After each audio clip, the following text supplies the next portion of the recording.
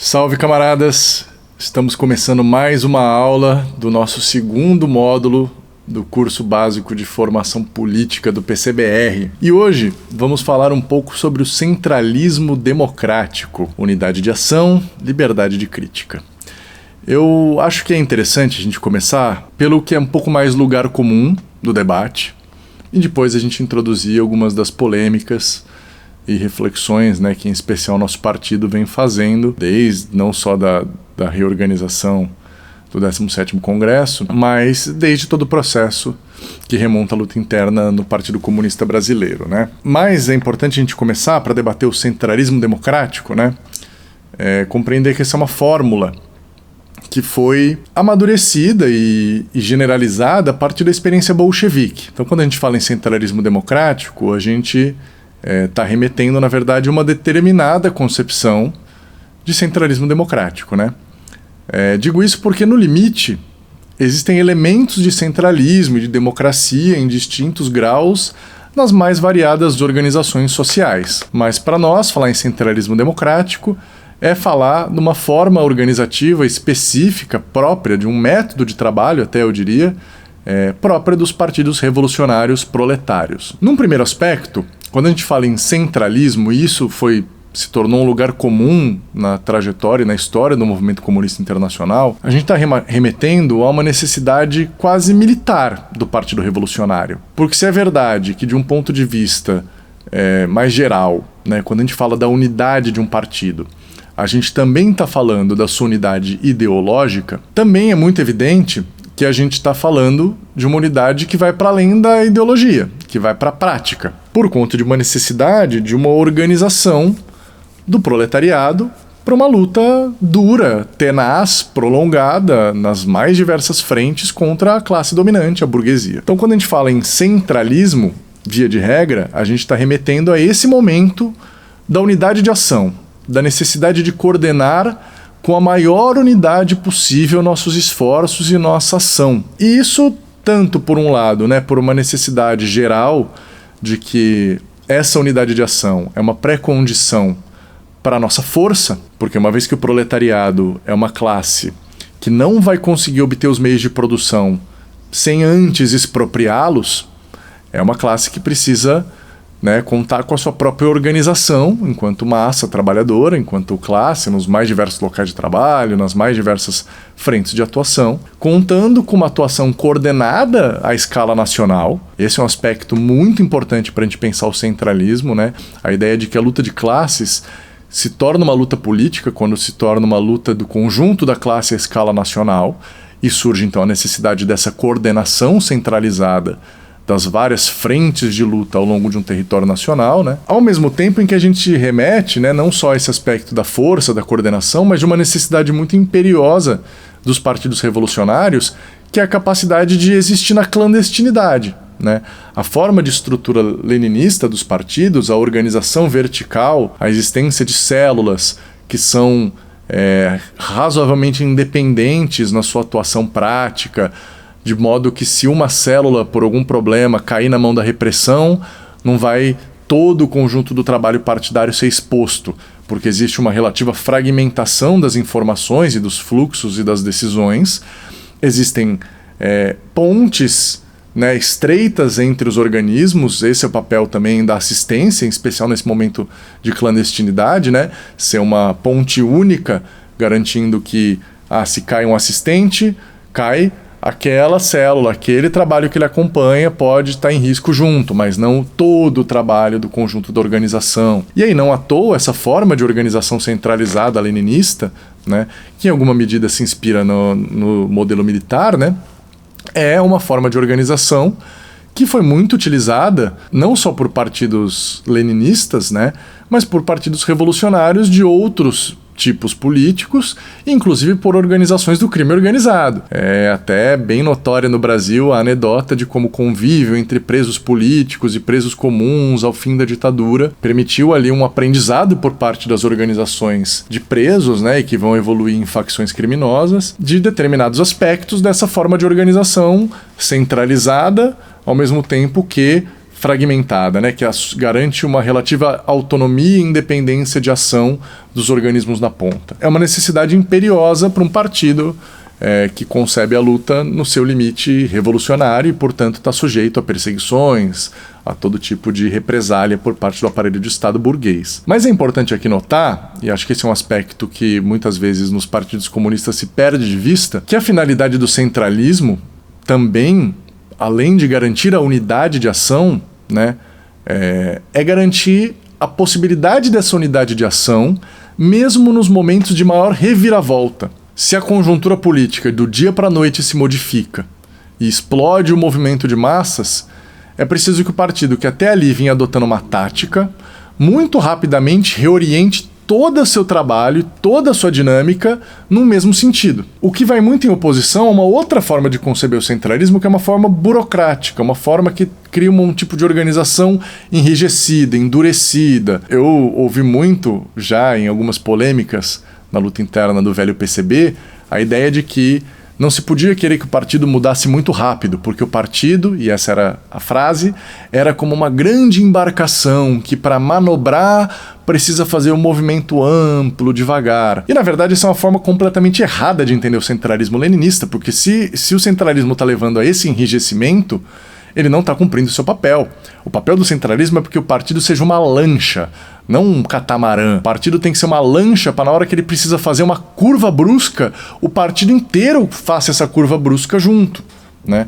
Então, é muito importante para a gente, quando pensa centralismo, se atentar para não cair, por um lado, no formalismo, no burocratismo, no enrijecimento dessas formas organizativas. E aí acho que a gente entra um pouco na reflexão de como então se forja essa disciplina férrea, essa disciplina, né, centralizada dentro de um partido comunista. E aí nós entramos necessariamente na parte da democracia, porque essa disciplina não se forja só à base de um centralismo que se impõe e força as pessoas a uma cultura de observância às orientações das instâncias superiores, né? Se trata, pelo contrário, de forjar uma unidade ideológica tal que a unidade das formas de ação, dos métodos de luta, das formas de conceber a realidade se homogeneize de uma forma tal que nos momentos em que essas orientações de mudanças são necessárias, existe não só uma confiança nas direções, ao que se apela muito sempre, né? Confiem nas direções, mas exista um convencimento também da militância, do conjunto da organização, da adequação daqueles métodos, da coerência e da continuidade, apesar das mudanças e da ruptura entre tudo que o partido vinha fazendo até então e essa nova forma de agir nessa nova situação. Normalmente, numa explicação um pouco mais superficial e tradicional do que a parte do democrático dentro do centralismo, se dá uma explicação muito equivocada, que é, primeiro, restringir o democrático ao Congresso. A cada tantos anos, o partido tem um grande momento democrático, que é o Congresso do Partido. Nesse grande momento democrático, há várias polêmicas, várias divergências, o partido define uma rota, a partir dali é centralismo, centralismo, centralismo. É só cumprir aquilo que o Congresso decidiu. O Congresso, então, aparece como aquela grande instância democrática ao qual se subordina toda a centralização da organização. E essa visão não está errada em absoluto, né? Ela só é uma visão limitada do qual que é o papel da democracia dentro do centralismo na vida cotidiana da organização. E é uma concepção que também vai dizer que vai separar bastante o momento do debate e o momento da ação, né? Vai dizer que, olha, existe um momento interno de discussão e depois um momento externo de ação. Mas se a gente volta no Lenin, e aí isso é uma reflexão que vem se acumulando, em especial no Brasil nos últimos anos, né, a partir de uma retomada do estudo mais minucioso da obra do Lenin, que começa a notar que, para o Lenin, a tal da liberdade de crítica dentro do partido tem limites muito menos estreitos do que boa parte da tradição da Terceira Internacional e boa parte até dos partidos não da Terceira Internacional, mas partidos trotskistas, partidos maoístas, etc., etc., concebem dessa margem de liberdade de crítica. O Lenin vai dizer num texto que chama Unidade de Ação e Liberdade para Criticar, que é um texto bastante emblemático, no qual o Lenin polemiza como orientação do Comitê Central do Partido Operário Social Democrata Russo, que então na época era um comitê central de maioria menchevique, já depois de um breve período de reunificação entre a ala bolchevique e a ala menchevique, né? E esse Comitê Central Menchevique, ele edita uma normativa explicando quais são os limites da liberdade de crítica. Ele diz, né, o Comitê Central Menchevique, a crítica só é permissível dentro das reuniões do partido. Fora das reuniões do partido, nas assembleias, nos espaços de intervenção, não é permissível a liberdade de crítica. É necessária unidade de ação.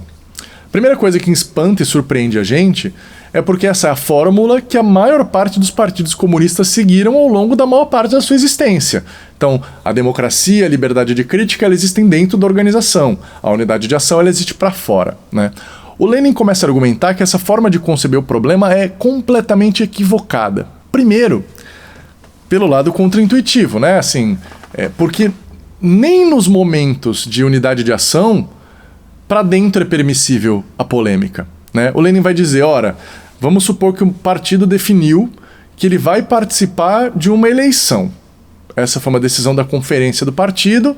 O partido vai participar da eleição, adotando a tática tal, em aliança com os agrupamentos tal e tal. Bom, uma vez tomada a decisão, é preciso a maior unidade de ação na realização dessa ação definida em comum, certo? Isso significa que mesmo dentro do partido, utilizar esse momento para retomar o debate, refazer o debate, fazer críticas permanentes e persistentes de modo a atravancar a execução daquela ação comum definida, isso também não é permissível, não é uma margem lícita da liberdade de crítica. O Lenin vai dizer, porém, antes e depois da ação, aí sim é momento de liberdade de crítica. E essa liberdade de crítica antes e depois da ação não precisa nem ser só dentro do partido. Ela pode também se dar nas assembleias, nos espaços de luta, nos sindicatos, porque no limite é através dessa polêmica sobre tática, primeiro, né, uma polêmica prévia sobre as táticas a serem adotadas, e depois uma polêmica pós a ação sobre o balanço da ação, foi acertado ou não adotar aquela tática. Quem defendeu que era acertado consegue sustentar e comprovar que foi o acertado? Quem defendeu que aquilo estava errado tem elementos novos para demonstrar que estava com a razão ou para, pelo contrário, se convencer de que estava errado porque a prática demonstrou que aquela era a melhor tática? Esse debate todo, Lenin vai dizer, não é um debate que deve ficar circunscrito só ao partido. É um debate que o partido deve se esforçar para envolver a massa trabalhadora nele, para que os trabalhadores reflitam por si mesmo quais são as táticas mais adequadas, quais as visões do partido, que existem diversas dentro do partido, estão mais corretas, né? A ideia de que a unidade de ação do partido vem do monolitismo teórico, vem da existência de uma concepção muito una e homogênea e absolutamente igual que todo mundo tem das coisas, é uma visão primeiro falsa, porque não existe um partido realmente vivo onde existe esse monolitismo de visões, né? Por outro lado, que castra, que tolhe, que limita a possibilidade de reflexão e de avaliação científica, inclusive, das táticas adotadas pela organização. Então Lenin vai, a partir desse debate, frisar que o critério da unidade de ação é o critério do momento da ação, e não o interno e o externo. É evidente, o Lenin vai dizer, esse critério vai levar a várias dores de cabeça, porque ele não é um critério formalista que permite dizer, falou dentro, em todo caso pode, falou fora, em todo caso está errado, né? É um critério que vai demandar uma análise concreta da situação. Então um agrupamento do partido emitiu uma opinião divergente da maioria do partido sobre o quê? Em que momento? Em que termos? E mais importante para o Lenin, isso é acompanhado de boicote ou não? Porque daí o Lenin vai dizer, é dado à minoria, apesar dela lhe ser permitido polemizar com a maioria antes e depois da ação, não lhe é dado boicotar a ação definida. Então, se, por exemplo, o partido decidiu que vai participar com bastante força do CONUNE, do Congresso da União Nacional dos Estudantes, e vai mobilizar seus esforços para, em uma série de universidades por todo o país, tirar delegados, construir os debates, agitar, mobilizar, organizar, não é dado a nenhuma célula do partido, por mais convencida que esteja de que aquele não é o melhor trabalho para aquele momento, etc., etc., não lhe é dado boicotar, não lhe é dado falar como discordo, não farei. Lhe é dado fazer o que foi comumente definido pelas resoluções do partido, pela direção do partido, e lhe é dado, após esse momento de ação, abrir o debate. Falou, camaradas, nós estávamos convencidos de que seria um erro essa ação e se confirmou na prática. Porque com boicote, primeiro, se mina a unidade de ação do partido e a coordenação dessa construção de uma disciplina, de uma confiança política comum que nos permita agir em conjunto. Mas pior, né? O boicote impede inclusive a avaliação precisa e científica de se aquela tática definida estava certa ou não. Porque depois quem boicota a aplicação de uma decisão consegue dizer, olha, só viu como deu errado? Sim, deu errado por quê? Deu errado porque estava errada a tática, deu errado porque foi boicotado a aplicação da tática, né? E aí a gente perde a própria possibilidade de uma avaliação séria dos limites ou acertos daquela tática comum definida. Então o boicote não é uma arma permissível dessa luta interna. E é evidente que o juízo sobre a permissibilidade de travar publicamente esse ou aquele debate nesse aquele momento vai dar margens a outras várias polêmicas, né?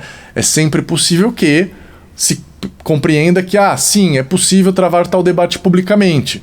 E ao travá-lo publicamente, vê que isso está atrapalhando a unidade de ação, está gerando mais confusão do que avanço do debate, etc. E é possível o contrário, é possível que sim, haja por vezes decisões que vão ser restritivas demais e posteriormente vão ser postas em polêmica, vão ser questionadas. Por que tal debate não foi feito, não foi aceito, não foi permitido, né? Não teria tido prejuízo nenhum, não fazer tal debate impediu a gente de avançar na nossa unidade ideológica. E aqui entra o cerne da questão. Não se trata simplesmente de um direito democrático num sentido liberal, né? Porque isso gera uma confusão muito grande, né?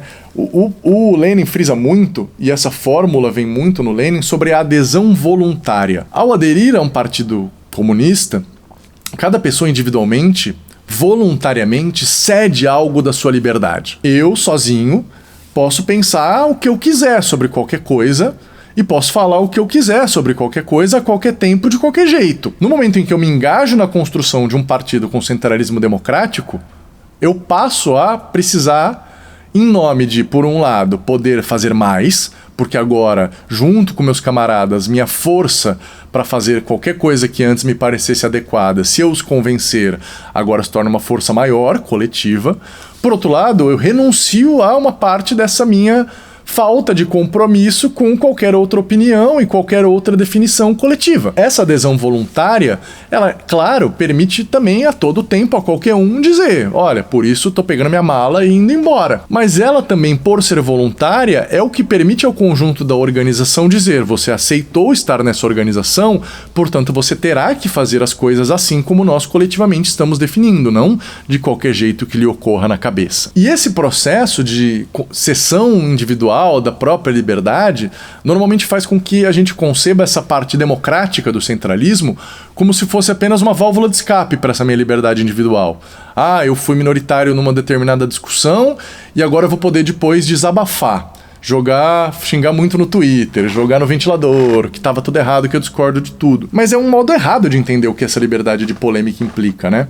Porque, na verdade, o objetivo dessa liberdade de polêmica não é assegurar o direito individual de cada militante de externalizar a sua própria opinião. O principal componente, na verdade, dessa liberdade de polêmica é garantir a construção da unidade ideológica do partido.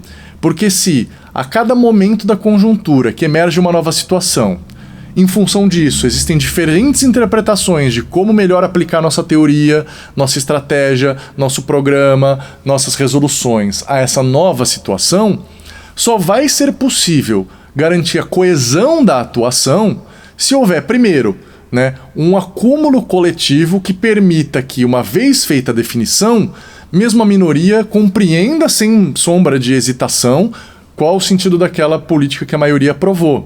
Que faça avançar essa posição majoritária, não só de um ponto de vista de que ela é expressão da direção que foi majoritariamente eleita no Congresso e que agora faz essa interpretação e aplica essa nova tática a essa nova situação. Não, ela é produto de uma concepção majoritária que se reafirmou através do debate na organização política. O processo de forjar a unidade de ação no Partido Bolchevique, se a gente olha para a história do Partido Bolchevique, ela é uma história de distensões e reunificações permanentes. Então a gente tem, já em 1903, o primeiro racha, que separa os bolcheviques dos mencheviques.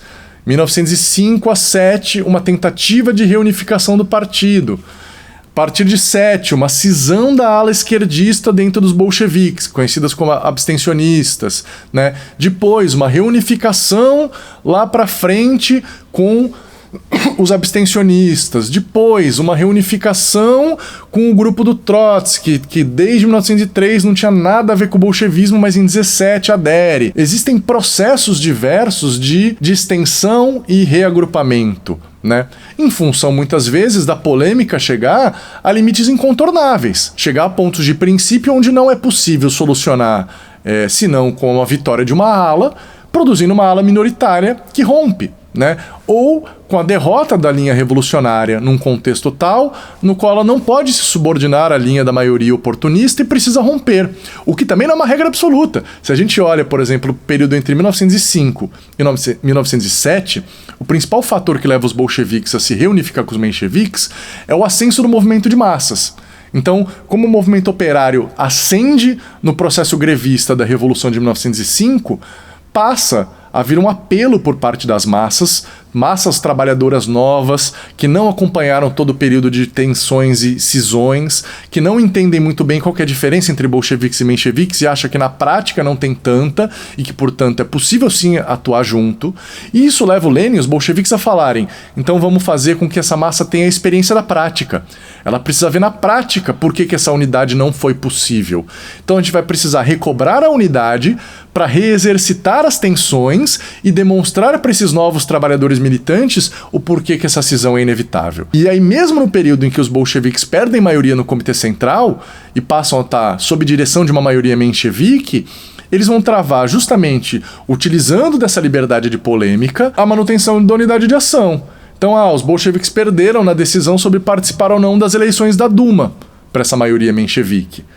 E aí eles decidem, então, obedecer a orientação de participar, apesar de ser uma orientação na qual eles discordam. Antes e depois da campanha eleitoral, os bolcheviques vão fazer uma ampla agitação sobre os erros da tática definido pelo próprio partido unificado deles. E a partir dessa discussão, vão começando a acumular nas massas proletárias uma compreensão mais adequada da diferença entre bolchevismo e menchevismo, que vai culminar no processo, na verdade, de evasão dos mencheviques do partido, que começam a perder espaço para uma maioria bolchevique que vai se reconstruindo, e aos poucos esses mencheviques vão simplesmente saindo do partido e tentando criar um novo, mil bagunças que não nos interessa entrar nos pormenores. Mas que ajuda a demonstrar bastante que não se trata de estou em minoria, racho, estou em maioria, imponho e ponto, né?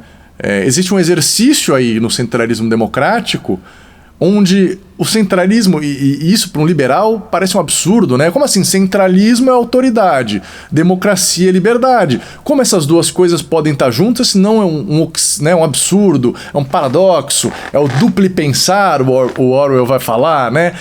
E na verdade, para nós que somos marxistas, essa é uma forma muito errada de entender a liberdade, né? Muito errada.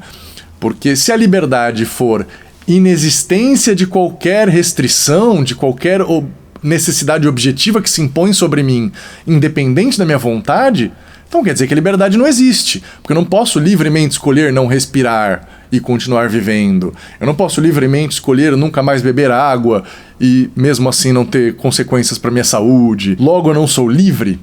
Aí o Hegel vai matar a pau, né? O Hegel vai dizer que a liberdade nada mais é do que a necessidade feita à consciência. Quando algo que é necessário externamente a mim é incorporado pela minha consciência e reconhecido por ela como uma necessidade minha, aí eu me sinto livre. Liberdade não é ausência da necessidade da imposição. É um reconhecimento pela consciência daquela imposição como uma imposição da sua própria vontade. E na mecânica do centralismo democrático, a liberdade e a autoridade operam nessa chave. Numa chave onde, num movimento constante, é preciso reconstruir a unidade através da liberdade de polêmica, através do balanço e da avaliação científica da trajetória passada da organização. Existe um texto bem interessante do Gramsci, onde ele trabalha com uma outra linguagem para falar da mesma coisa, né? O Gramsci vai falar de intransigência e tolerância. E ele vai falar: nós precisamos ser intransigentes e tolerantes.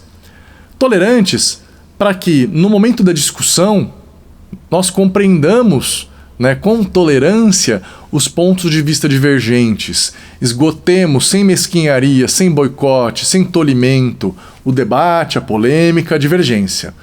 Mas uma vez tomada uma decisão, essa decisão precisa ser cumprida de forma intransigente, sem concessões, sem hesitações, sem vacilações. Em oposição, o Gramsci vai dizer, as piores coisas que um partido pode fazer é ser intolerante no debate e transigente na aplicação da sua decisão. Qualquer organização que não seja intransigente e tolerante, né, ela vai atrofiar, basicamente, né? Atrofia, seja porque aniquila a possibilidade da discussão democrática, coletiva, que faz avançar a unidade de compreensão, de entendimento, ou atrofia porque decide qualquer coisa e depois qualquer um faz o que quiser. A organização é incapaz de garantir a realização e execução daquilo que ela discutiu. E daí, portanto, a discussão não serve para nada. Através desse par categorial distinto, o Gramsci está tentando debater a mesma coisa. Está tentando debater quais são as doses exatas que a cada momento se aplicam das duas coisas. E essas doses, é preciso frisar, não seguem um parâmetro homogêneo universal. É bastante compreensível que num período de liberdades democráticas, a margem que a organização política tem para exteriorizar as suas polêmicas publicamente é muito maior do que num período de clandestinidade, onde justamente vai predominar o centralismo. O Lenin vai dizer, inclusive, que o próprio princípio democrático da eleição das direções, ele próprio é vinculado a isso. Uma coisa é, no momento de relaxamento democrático, a gente falar em eleger nossas direções. Claro, isso é bom, isso é positivo, isso torna mais orgânico, mais vivo, mais dinâmico o processo e mais legítimo, inclusive, de um reconhecimento daquelas direções como direções que eu pus lá. Mas no momento que o partido está imerso na clandestinidade,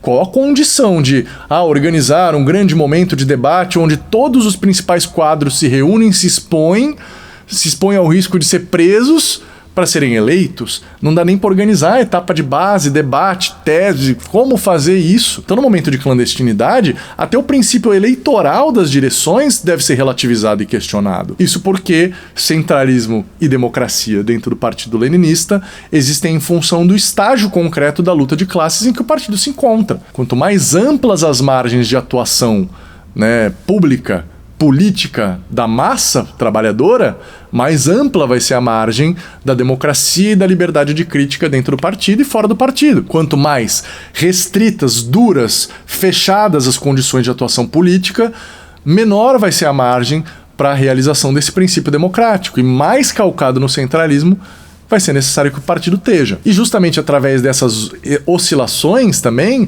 é que o partido se tempera para o centralismo nos momentos de maior clandestinidade, se areja com a democracia e a liberdade de crítica nos períodos de maior abertura política. Recomendo muito aos camaradas, né, não só o livro onde a gente tenta compilar um pouco essa discussão, né, que é o livro Centralismo Democrático de Lenin, mas também revisitar, até no próprio Que Fazer, nos debates do Lenin com a Rosa, o texto do Lenin em resposta a Rosa Luxemburgo, na época do segundo congresso do Partido Operário Social Democrata Russo. É preciso estudar, em especial, para entender o que significa esse centralismo que o Lenin está debatendo, mas é preciso, mais do que esse estudo, né, textual, tentar estudar e compreender a história da evolução do bolchevismo, né?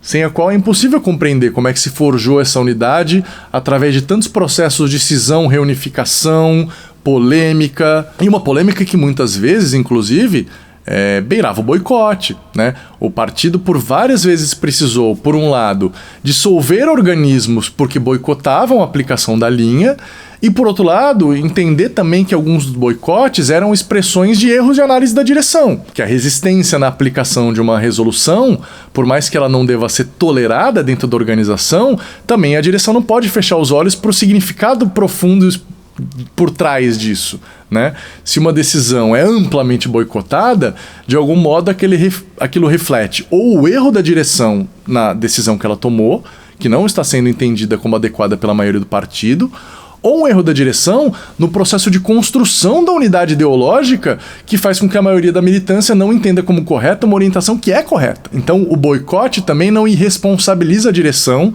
da sua tarefa educativa. Não é possível simplesmente responder: a militância não está fazendo, né? É preciso pensar: por que eu, como direção, não fui capaz de educar a militância para entender o que ela precisava fazer, né? E através desse processo duplo, né, de imposição, por um lado, de intransigência, por um lado, e de tolerância, convencimento e discussão, por outro, é que se forja essa unidade férrea, ideológica e prática de um partido comunista.